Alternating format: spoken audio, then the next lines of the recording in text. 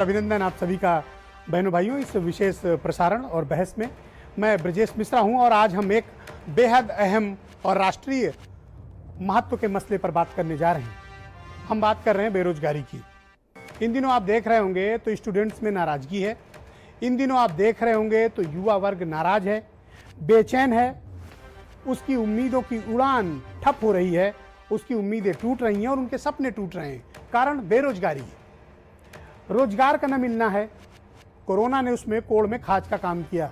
जिनके पास नौकरी थी भी उनकी भी जॉब चली गई और सरकारी नौकरियां तो ऐसे अंतहीन इंतजार हो चुका है उसका कि अब वो मिलती हुई प्रतीत नहीं हो रही हैं, मिलती हुई दिखाई नहीं दे रही हैं। लिहाजा युवाओं का सब्र अब जवाब दे रहा है और वो सरकारों से जवाब चाहते हैं, मुझे नौकरी चाहिए।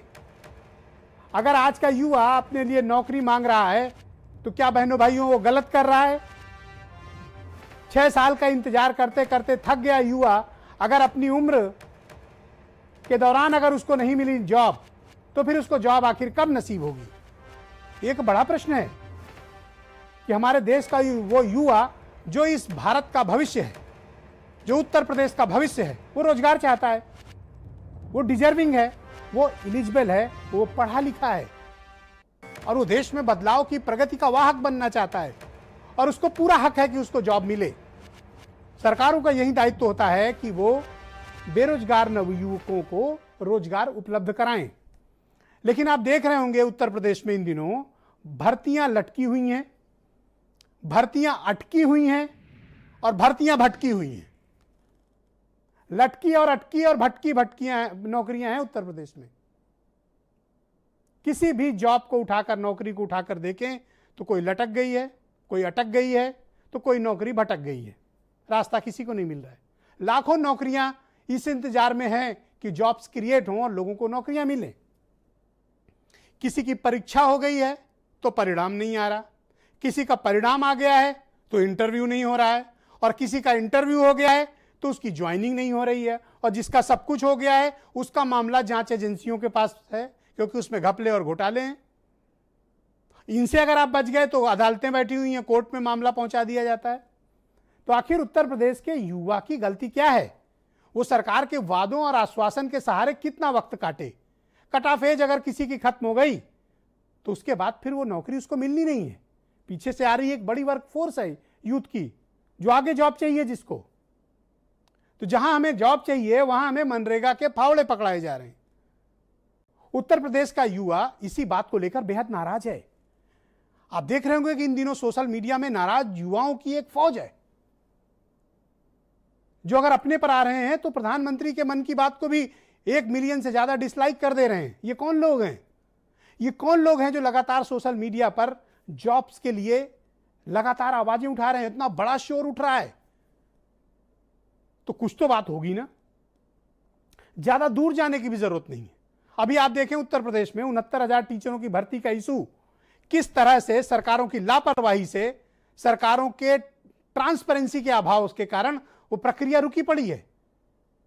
स्पष्ट रूप से उसमें घपला हुआ, घोटाला हुआ 69,000 टीचरों की भर्ती में, जिसकी कम से कम सीबीआई से जांच कराई जानी चाहिए थी। न हो तो दोबारा एग्जामिनेशन कराया जाना चाहिए था।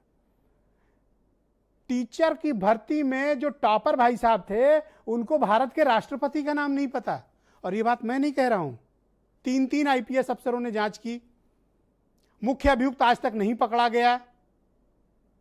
तीनों आईपीएस का तबादला करके उनको इलाहाबाद से, प्रयागराज से बेदखल कर दिया गया और जांच एसटीएफ के एक एडिशनल एसपी को दे दी गई जिसने पूरी जांच को ही दबा दिया है। आज वो जांच कहां है किसी को नहीं पता। मुख्य अभियुक्त तो पकड़े ही नहीं गए, तो जब मुख्य अभियुक्त नहीं पकड़ा गया तो पीछे का पॉलिटिकल लिंक कहां से मिलेगा?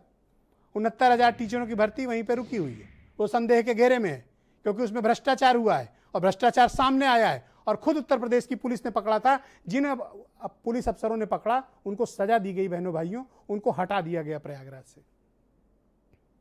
एक मामला नहीं है, पीछे के 50 मामले हैं। आप कोई भी भर्ती उठाकर देखें, मेरे पास तो सूची रखी है, मैं तो देख कर और पढ़कर हैरान हूं कि मैं कहां से शुरू करूं, कहां खत्म करूं। उत्तर प्रदेश का युवा रोजगार चाहता है, उत्तर प्रदेश का युवा काम चाहता है, उत्तर प्रदेश के यूथ चाहते हैं कि देश की प्रगति के वो वाहक बने। उनको हक है इस बात का, लेकिन उसके बावजूद उनको जॉब नहीं मिल रही है।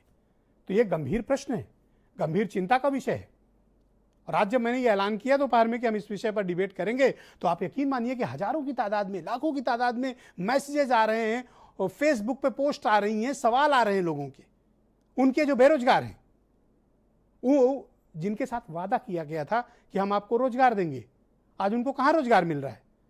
सरकार की कौन सी नौकरियां आ रही हैं? और जो नौकरी आई है उनकी ज्वाइनिंग तक नहीं हो रही है बहुतों की। तो बेचारे सब लोग करें क्या, कहां जाएं? मसला इस बात का है।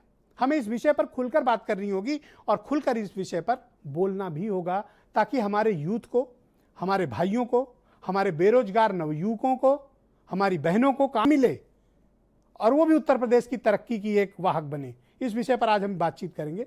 हीरो वाजपेयी मेरे साथ हैं भारतीय जनता पार्टी से, सुरेंद्र राजपूत कांग्रेस कमेटी के प्रवक्ता हैं, रोहित अग्रवाल मेरे साथ मौजूद हैं आरएलडी से, बंटी पांडे ये बेरोजगार